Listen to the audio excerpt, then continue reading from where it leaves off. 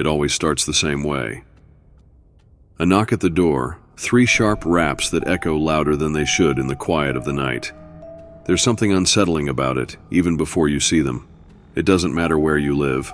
A lonely farmhouse at the edge of a cornfield, a suburban home tucked neatly into a cul-de-sac, or a crumbling apartment building in the heart of the city. The knock finds you, and when you open the door, if you dare, you'll see them. 2 children, pale as the fog that seems to follow them everywhere. They'll look young, maybe 8 or 9 years old, dressed in clothes that seem slightly off, like they're trying to mimic something they don't fully understand. Their hair is white, so light it almost glows under the porch light, and their faces are eerily blank, devoid of the curiosity or mischief you'd expect in children. But it's their eyes that will haunt you forever. Not black, as you might have heard in other stories, but worse, completely white, glowing faintly like embers from a fire that has long since died. There's no warmth in them, only an emptiness that seems to pull you in, like staring into an abyss you can't escape. "May we come in?" they'll ask, their voices calm, quiet, and wrong in a way you can't quite place. They never say why, never explain where they came from. And no matter how much your instincts scream at you to slam the door and lock it tight, there's a part of you that hesitates. A part of you that feels like you have to let them in. But you shouldn't. Because once you do, they'll never truly leave. And neither will you. This is the story of Claire Harper, the woman who made that mistake. Her tale isn't a ghost story whispered at sleepovers or a half-forgotten urban legend. It's real. And it's the reason why, if you ever hear that knock in the dead of night, you'll pray to whatever you believe in that you have the strength to ignore it. Because once you open that door, it's already too late. It began on an unusually cold autumn evening. The town of Black Hollow was shrouded in a thick fog, the kind that turned familiar streets into an unsettling labyrinth. The air was damp, carrying with it a metallic scent, as though the earth itself bled beneath the weight of the mist. Claire Harper, a single mother, lived on the outskirts of town in an old Victorian house. It was charming by day but eerie by night, especially when the fog rolled in.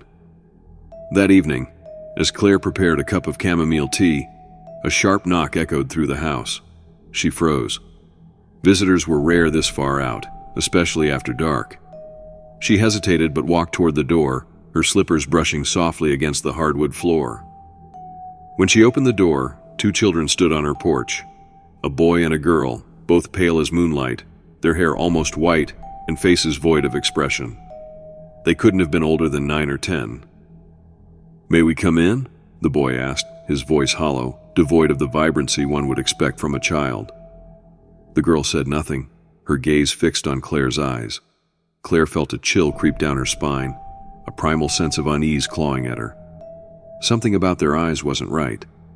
They weren't dark like the stories she'd heard of black-eyed children, but instead they were the opposite. Pure white, like twin full moons glowing in hollow sockets. "Are you lost?" Claire asked, clutching the door tightly, her knuckles whitening.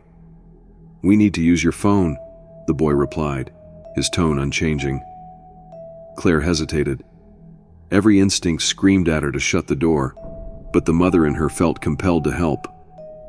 Against her better judgment, she opened the door wider. "You can wait here. I'll bring the phone," she said, stepping away. When she returned, the children were no longer standing in the doorway.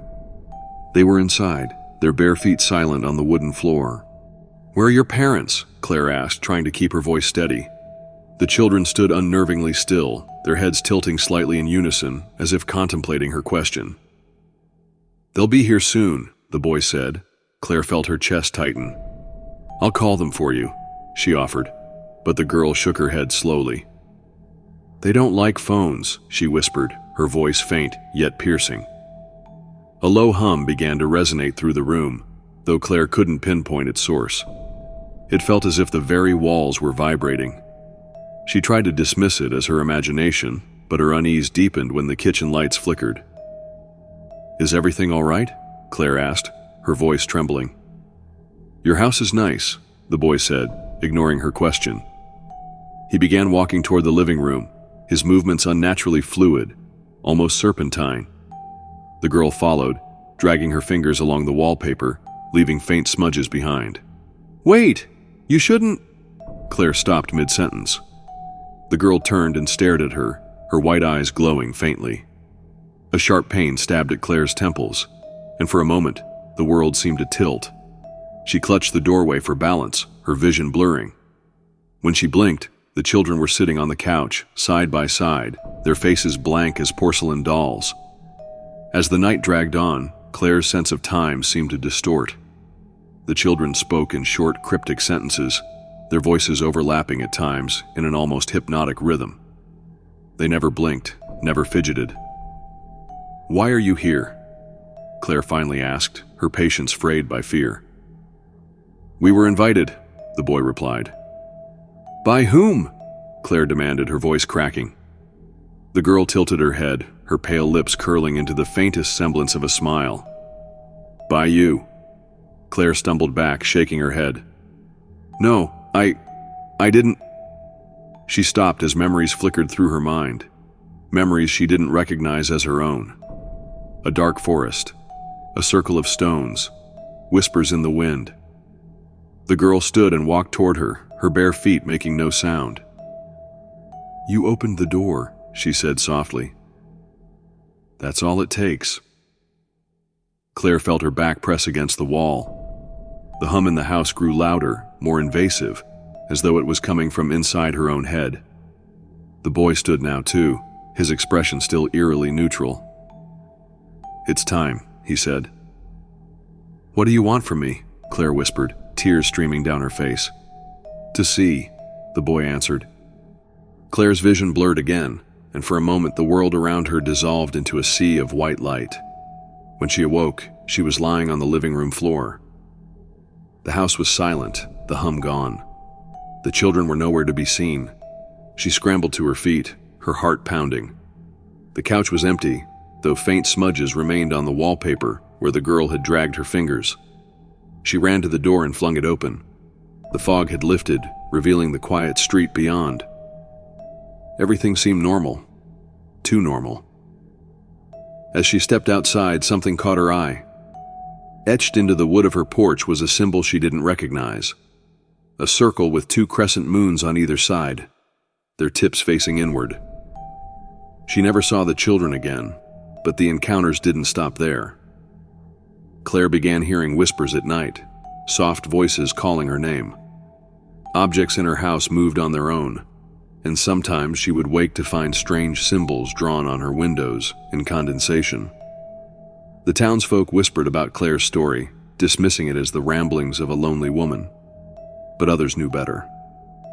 They had their own stories of pale, wide-eyed children appearing at their doors, asking to come in.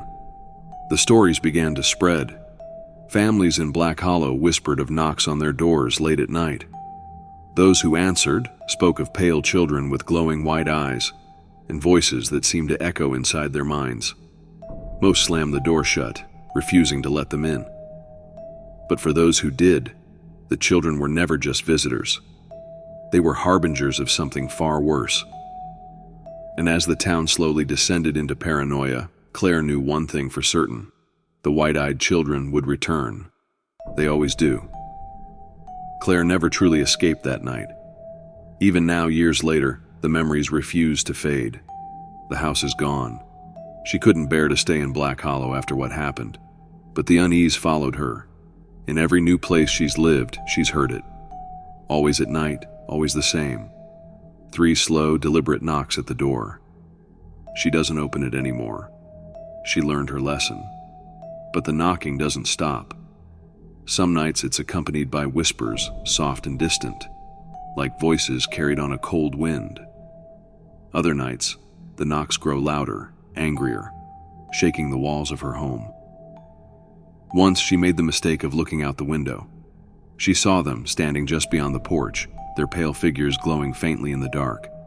And their eyes, those empty white voids, burned brighter than ever, full of something far more sinister than she had first realized. She's not the only one. Stories like hers have surfaced in towns across the country. People claim to see the children in their dreams before they ever come knocking. Some wake to find strange symbols scratched into their doors or carved into the dirt outside their homes. A few have gone missing entirely, their homes abandoned, doors left wide open, the only trace of their existence a faint outline of bare footprints in the dust. And here's the most terrifying part. They never knock on the wrong door. If you hear them, they're there for you. You might think you'll be brave enough to ignore it, but when the knocking starts, when it echoes through your house like a heartbeat, you'll feel the pull. The same pull Claire felt. The same pull they all feel. But if you open that door, well, let's just say, no one knows exactly what happens next. Because no one who lets them in is ever heard from again. So, if you're sitting at home one quiet night and you hear it, 3 deliberate knocks at the door, don't answer. Don't even look. Just sit there, perfectly still, and pray that whatever is out there decides to move on. Because the white-eyed children are still out there, and they're always looking for the next door to knock on.